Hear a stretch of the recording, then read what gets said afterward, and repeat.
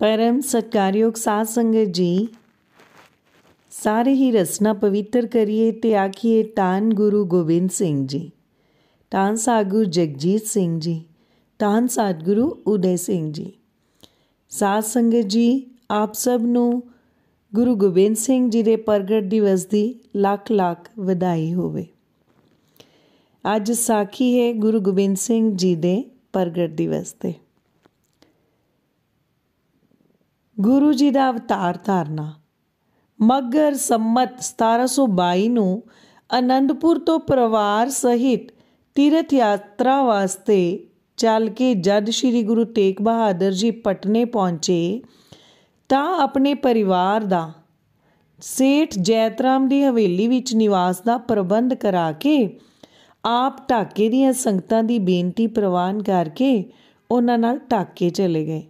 आप जी के पिछों पोह सुदी सप्तमी शनिचरवार 23 पोह संमत 1723 ਨੂੰ माता गुजरी जी की पवित्र कुखों आप जी के घर साहिबजादे का जन्म होया। यह खुशखबरी गुरु जी नूं माता जी वल्लों एक विशेष सिख भेज के ढाके पहुँचाई गई। गुरु जी ने साहिबजादे का नाम गोबिंद राय रखण वास्ते माता जी नूं लिख भेजा।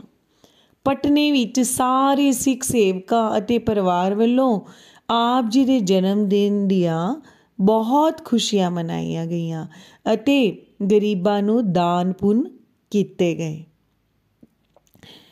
सब तो पहला रब दे प्यारे भजन बंदगी वाले साईं भीखन शाह नूं आप जी के अवतार धारण की अनुभवता हुई।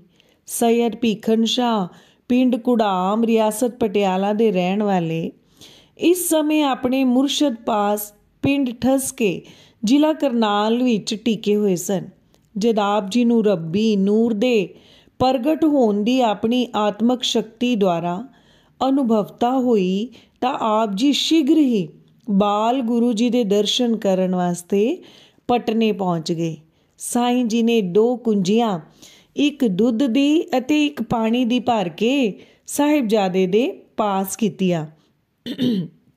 जिस दा भाव साई जी ने यह दस्या कि जे पानी वाली कुज्जी नूं हथ लाउणगे तां हिंदुआं दे पक्षवादी होणगे अते जे दुध वाली कुज्जी नूं हथ लाउणगे तां मुसलमानां दा पक्ष करनगे। जद बाल गुरु जी ने दोहां कुज्जियां नूं लत्तां दियां छड़ियां मार के डोल दिता तां भीखन शाह ने यह निश्चय किया कि ये दोहां नूं बराबर समझणगे, किसे एक दे पक्षपाती नहीं होणगे। यह निर्णय करके शाह जी ने आप जी के चरणों ते मत्था टेकिया अते माता जी नूं कहा कि ये बालक परमात्मा का अवतार है जो जालम अते जुलम का नाश करेगा। इसनूं साधारण बच्चा ना समझना। गुरु जी के प्रकाश की यह पहली किरण सी जिसनूं वेख के आप जी के सेवक कवल फुल वांगू खिड़ गए।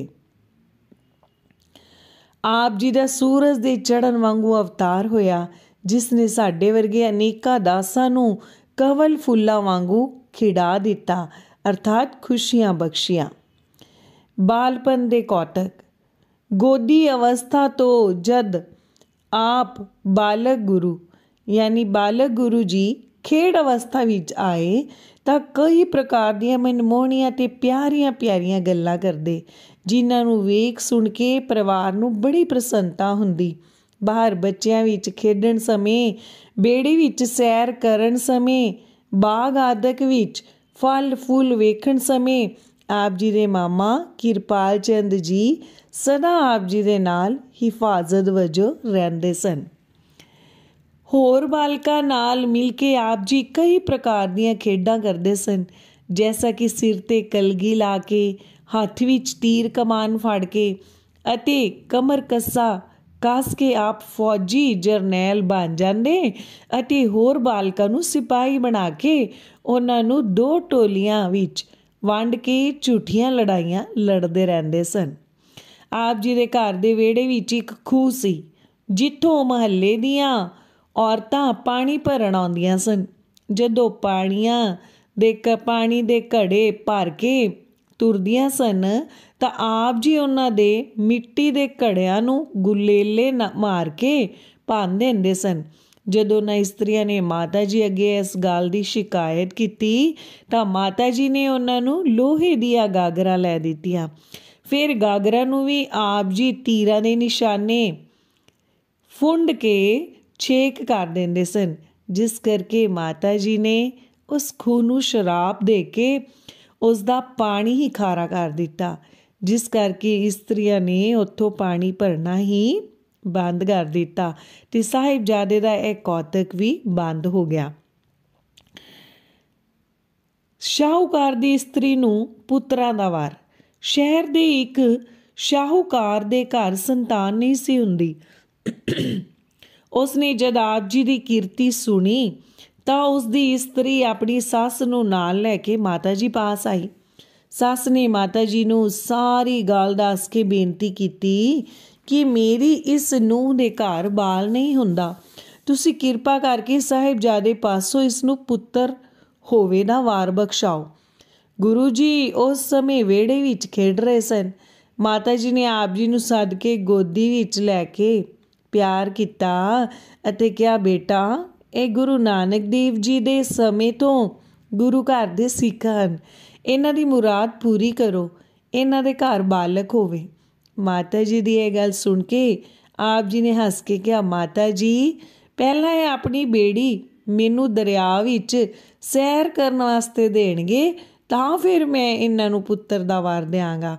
ਆਪ ਜੀ ਦੀ ਇਹ ਭੋਲੀ ਭਾਲੀ ਗੱਲ ਸੁਣ ਕੇ ਇਸਤਰੀਆਂ ਖਿੜਖਿੜਾ ਕੇ ਹੱਸ ਪਈਆਂ ਅਤੇ ਸ਼ਾਹੂਕਾਰ ਦੀ ਮਾਤਾ ਨੇ ਕਿਹਾ ਕਿ ਤੁਸੀਂ ਸਾਡੀ ਜਿਹੜੀ ਬੇੜੀ ਪਸੰਦ ਕਰੋ ਉਹੀ ਲੈ ਲਵੋ, ਇਹ ਸਭ ਤੁਹਾਡੀਆਂ ਹੀ ਹਨ, ਅਸੀਂ ਤਾਂ ਕੇਵਲ ਇਹਨਾਂ ਦੇ ਰਾਖੇ ਹਾਂ।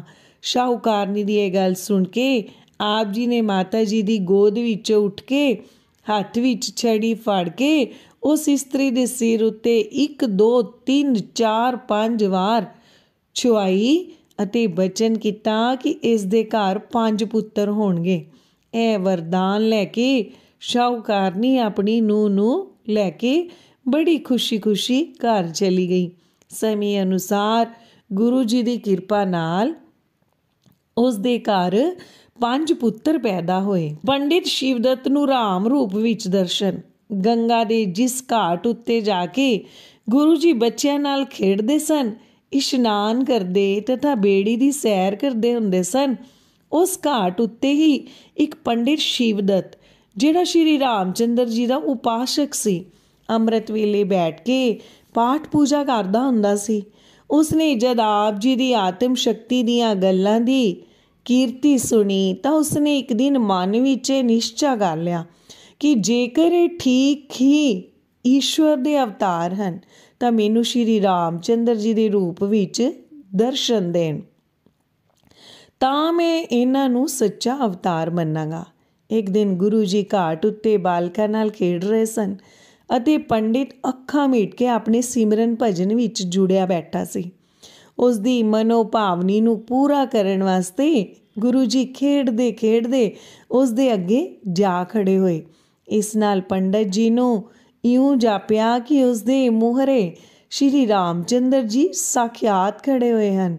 ਪਰ ਪੰਡਿਤ ਨੇ ਜਦ ਅੱਖਾਂ ਖੋਲ੍ਹ ਕੇ ਵੇਖਿਆ ਤਾਂ ਸਾਹਮਣੇ ਗੁਰੂ ਜੀ ਮੁਸਕਰਾ ਰਹੇ ਸਨ।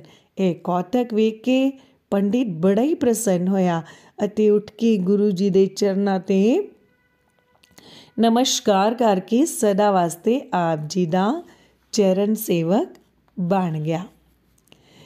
ਰਾਜਾ ਫਤਿਹ ਚੰਦ ਮੈਣੀ ਦੀ ਰਾਣੀ। ਇੱਕ ਦਿਨ ਰਾਣੀ ਫਤਿਹ ਚੰਦ ਗੰਗਾ ਘਾਟ ਉੱਤੇ ਇਸ਼ਨਾਨ ਕਰਨ ਗਈ। ਉਸਨੇ ਆਪ ਜੀ ਨੂੰ ਬਾਲਕਾਂ ਨਾਲ ਖੇਡਦਿਆਂ ਵੇਖ ਕੇ ਮਨ ਵਿੱਚ ਵਿਚਾਰਿਆ ਕਿ ਜੇ ਮੇਰੇ ਘਰ ਵੀ ਇਹਨਾਂ ਵਰਗਾ ਇੱਕ ਸੁੰਦਰ ਬਾਲ ਜਨਮ ਲਵੇ ਤਾਂ ਮੈਂ ਆਪਣੇ ਧਨ ਭਾਗ ਸਮਝਾਂਗੀ। ਉਪਰੰਤ ਜਦ ਪੰਡਿਤ ਸ਼ਿਵਦੱਤ ਦੀ ਮਨੋਕਾਮਨਾ ਪੂਰੀ ਹੋਈ ਸੁਣੀ ਤਾਂ ਰਾਜਾ ਤੇ ਰਾਣੀ ਆਪ ਜੀ ਦੇ ਪੱਕੇ ਸ਼ਰਧਾਲੂ ਬਣ ਗਏ ਅਤੇ ਰਾਤ ਦਿਨ ਘਰ ਵਿੱਚ ਆਪ ਜੀ ਦਾ ਚਿੰਤਨ ਕਰਨ ਲੱਗੇ। ਰਾਜਾ ਤੇ ਰਾਣੀ ਦੀ ਸ਼ਰਧਾ ਤੇ ਪ੍ਰੇਮ ਵੇਖ ਕੇ ਇੱਕ ਦਿਨ ਗੁਰੂ ਜੀ ਬਾਲਕਾਂ ਨਾਲ ਖੇਡਦੇ ਹੋਏ ਰਾਜਾ ਮੈਣੀ ਦੇ ਘਰ ਚਲੇ ਗਏ। ਉੱਥੇ ਉਸ ਸਮੇਂ ਰਾਣੀ ਆਪਣੇ ਵਿਹੜੇ ਵਿੱਚ ਬੈਠੀ ਹੋਈ ਸੀ। ਗੁਰੂ ਜੀ ਤਤ ਛਿਨਹੀ ਉਸ ਦੀ ਗੋਦ ਵਿੱਚ ਜਾ ਕੇ ਬੈਠ ਕੇ ਕਹਿਣ ਲੱਗੇ, ਮਾਂ ਜੀ ਤੁਹਾਡੀ ਇੱਛਾ ਸੀ ਕਿ ਤੁਹਾਡੇ ਘਰ ਮੇਰੇ ਵਰਗਾ ਪੁੱਤਰ ਪੈਦਾ ਹੋਵੇ, ਸੋ ਮੇਰੇ ਵਰਗਾ ਤੇ ਮੈਂ ਹੀ ਹਾਂ ਤੇ ਤੁਸੀਂ ਮੈਨੂੰ ਹੀ ਆਸ ਤੋਂ ਆਪਣਾ ਪੁੱਤਰ ਸਮਝੋ। ਆਪ ਜੀ ਦਾ ਇਹ ਬਚਨ ਸੁਣ ਕੇ ਰਾਣੀ ਬੜੀ ਪ੍ਰਸੰਨ ਹੋਈ।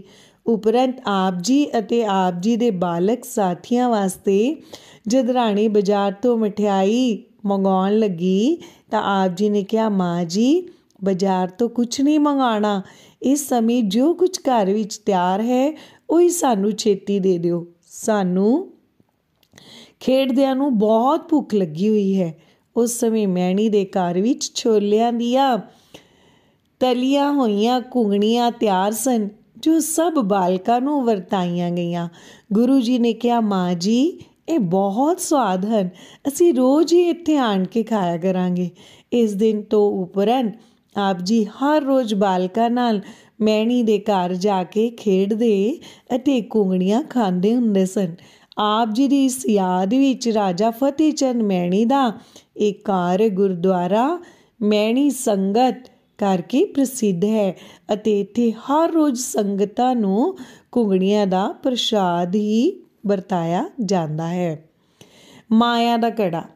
ਇੱਕ ਦਿਨ ਜਦ ਆਪ ਜੀ ਬਾਲਕਾਂ ਨਾਲ ਮਿਲ ਕੇ ਗੰਗਾ ਘਾਟ 'ਤੇ ਇਸ਼ਨਾਨ ਕਰ ਰਹੇ ਸਨ ਤਾਂ ਖੇਡ ਵਿੱਚ ਹੀ ਆਪ ਜੀ ਦੇ ਇੱਕ ਹੱਥ ਦਾ ਸੋਨੇ ਦਾ ਘੜਾ ਦਰਿਆ ਵਿੱਚ ਡਿੱਗ ਕੇ ਗਵਾਚ ਗਿਆ।